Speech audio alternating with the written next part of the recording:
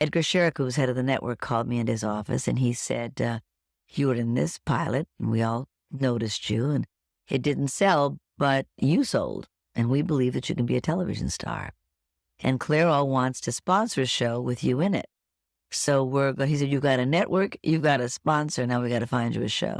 So he sent me a bunch of pilots and scripts and things, and they were really not very good, kind of old-fashioned. So I went in to see him, and I said, Mr. Sherrick, I don't know how to say this, but I don't think these are very good. And I just wondered if you'd ever thought about doing a show about somebody like me, and a young girl who graduated from college, wants to be an actress, whose parents are afraid that she's going to lose her virginity, and who just wants to make it on her own and has a dream.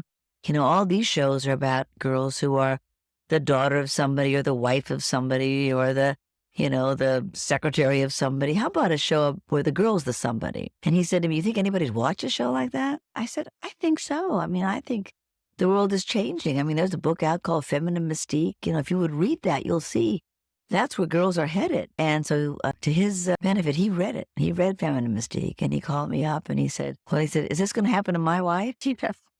All these women leaving. Anyway, we talked about it, and he said, I'd like to try it. So we got Persky and Danoff to write it, and I called it Miss Independence. And he said it sounded like an Irving Berlin musical.